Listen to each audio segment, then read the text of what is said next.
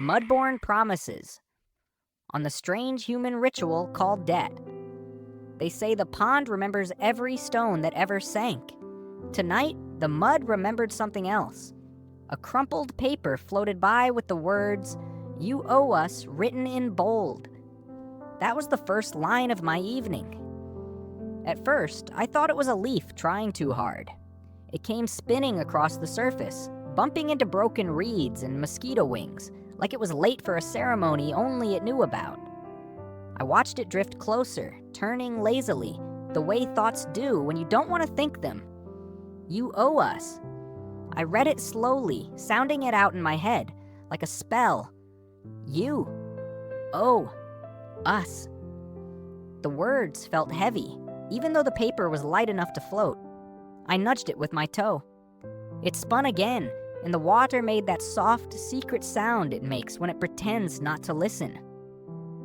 Humans love writing things on dead trees.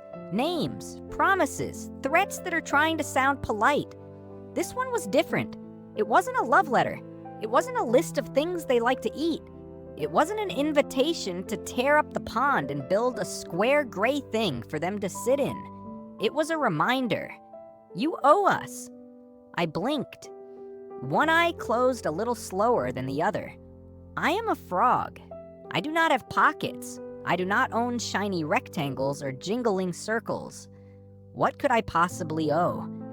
Still, the paper did not say who owed them, so naturally, I assumed it was me. The moon laughed quietly behind a cloud. The crickets pretended not to notice. I shifted on my favorite rock, the smooth, flat one that sticks up just enough to keep my belly cool and my back wet. Around me, the pond breathed. Little bubbles from the mud, distant splashes from clumsy fish, the whisper of tall grass gossiping with the wind. This is where I live. A ring of reeds, a ceiling of clouds, a floor of secrets. My world is the circle the dragonflies trace when they're bored. Humans visit sometimes. They hover at the edge, wrapped in fabric and worry. They stare at their glowing rectangles, pushing their thumbs against them as if trying to squeeze out more time. Sometimes they toss things into the water, crumbs, cans, strange crumpled papers that smell of ink and disappointment. Today, the pond gave one back. You owe us. Humans must have a ritual, I decide. A ritual of owing. Maybe this is how they talk to each other when they are not standing face to face. Instead of croaking, they send dead leaves with sharp words. Instead of splashing in irritation, they scribble symbols that mean you forgot something, you took too much, you promised to return, and you didn't. Debt. I've heard that word before, carried on the wind from the road beyond the reeds. He's in debt. She's paying off her debt. They're drowning in debt. Drowning in something that isn't even water. Remarkable. In my pond, if you take, you give. The flies give themselves to me. I give my song to the night. The night gives its cool breath to the water. The water gives lilies a place to dream. No one writes anything down. No one keeps score on paper. The ledger is written in hunger and fullness, in growth and decay, in who floats and who sinks. But humans need proof. So they bind their promises to paper and ink. They trap their futures in small symbols. I will give this back. Someday. Trust me. Debt, then, is just a shadow of a promise that has grown teeth. You owe us. This is a shadow with a voice. I imagine a human somewhere, sitting in a box made of straight lines, staring at another piece of paper that says the same thing. Maybe their shoulders feel heavy. Maybe their chest feels tight, like when the pond freezes over and the fish move slower. To owe must mean your past has borrowed too much from your future. Your yesterday has eaten your tomorrow's breakfast. They trade with things that don't exist yet. How brave, how foolish, how deeply, deeply amphibious of them. I think about all the things I owe. I owe the mud for its steady, cool touch. I owe the mosquitoes for their buzzing sacrifice. I owe the tall grass for hiding me when the long shadows circle above. I owe the tadpoles for reminding me I was once small and tail-heavy and clueless. None of them ever sent me a note. The mud never floats a paper toward me saying, "You owe us 3 croaks and a dance under the moon."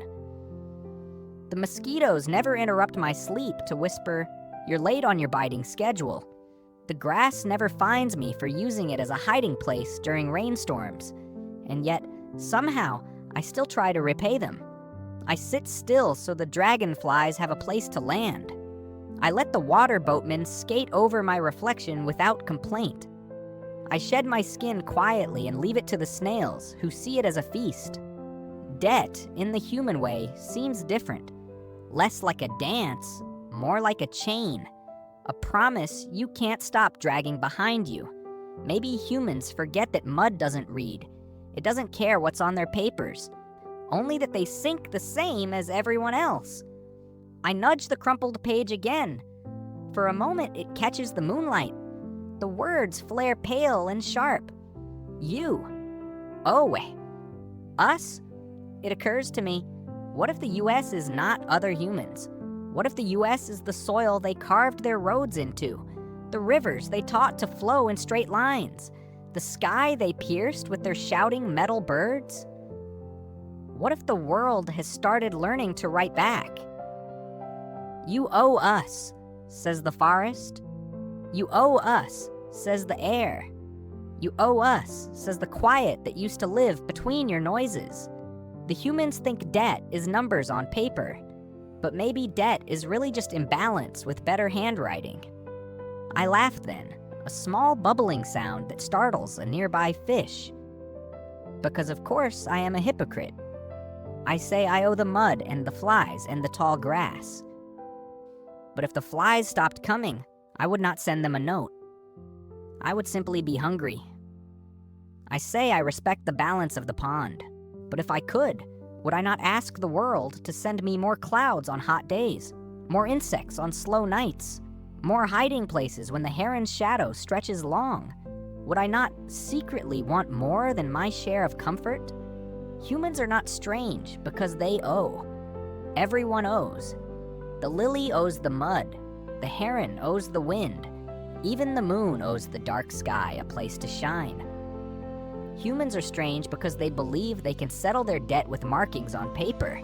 They hurt the ground, and then they trade symbols and call it even. They take from tomorrow, and then they promise later, as if later is a pond that never dries. They forget that some debts ignore ink.